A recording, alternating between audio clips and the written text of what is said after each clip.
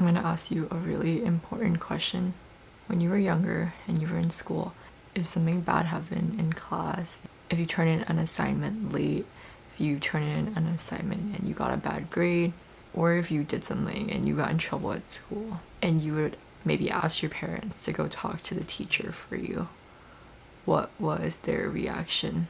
So you might have had a very different experience from your friends.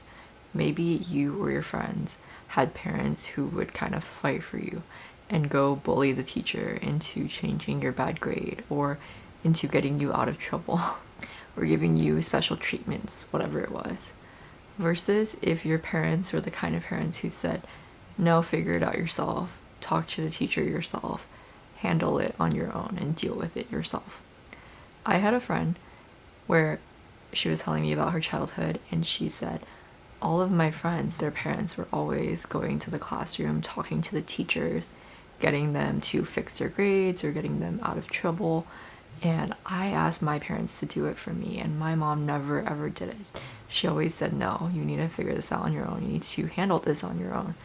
And she said at the time, in the moment, she was so upset and angry about it because she was a child and she felt like it was so unfair that everyone else's parents were kind of sticking up for them and like fighting for them.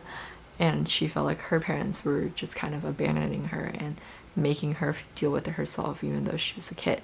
And she said now, looking back as a full grown adult, she realizes how important and how critical it was that they did that.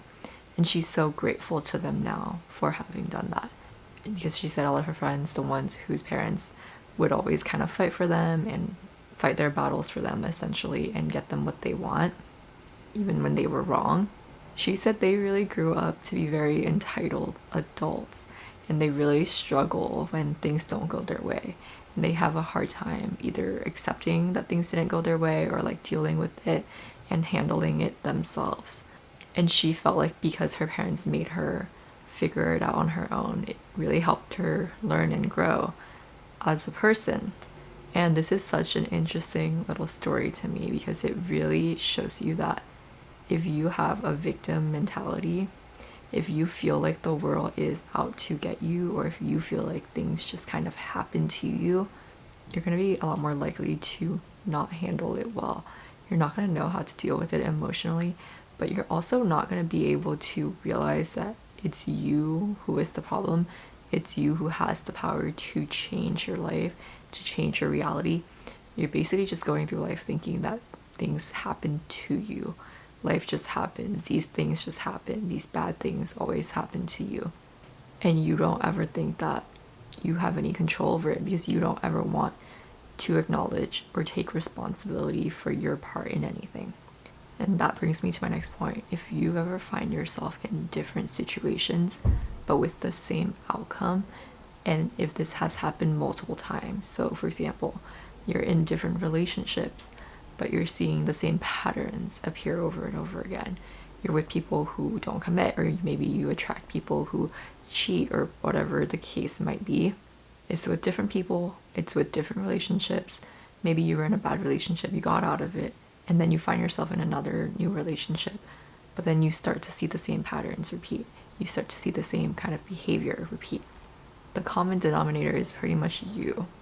And this is so harsh to say, and it's harsh to hear as well. It's difficult to receive this kind of, it's difficult to hear this kind of thing, but it's actually so important for you to hear it.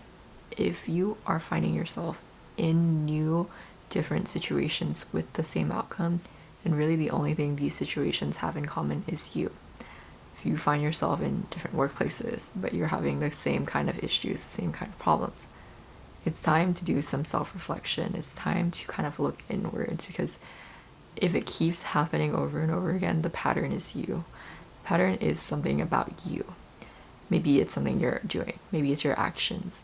Maybe it's your energy. Maybe the vibes that you put out is what's attracting these people and these situations. And not to say that it's your fault, but sometimes it is. And sometimes, while it's not necessarily your fault, it's still the fact that you are attracting the same kind of people.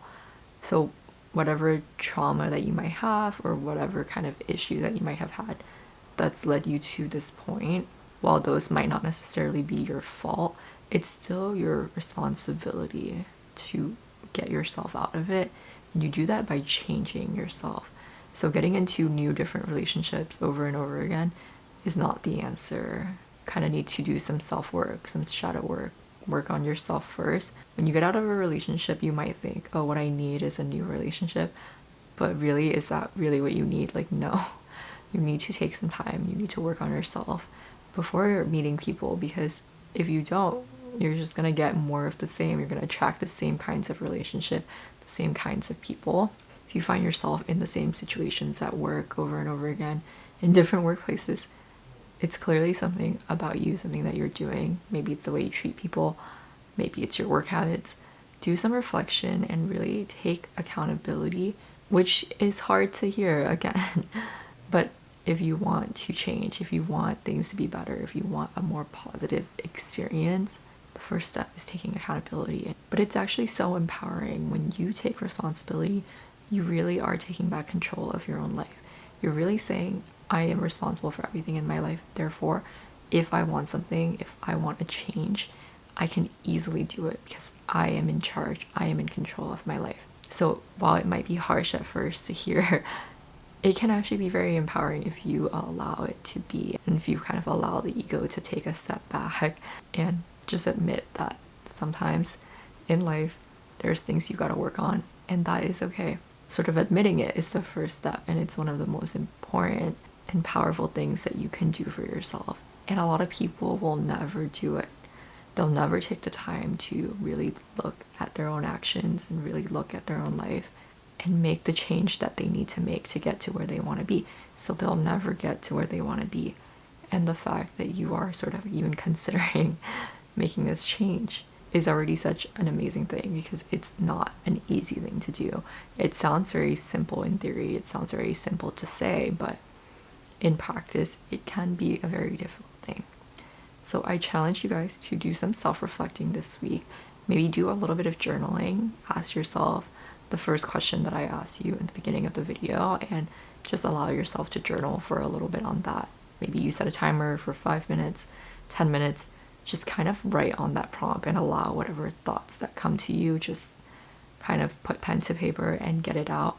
You will be surprised by how actually impactful this exercise can be when you just allow yourself to free write in this way. And then the second one is writing and thinking about and reflecting on your life and asking yourself if you do find yourself in different situations with the same results, or with different people you have the same results. Allow yourself some time to kind of journal and write on that, and you'll be surprised by how much insight comes from this little exercise. Okay, that's it for today's little video. I hope that you liked it. If you did, please be sure to like, comment, and subscribe. Share this with someone who might also find it to be impactful, and I will see you next time. Bye!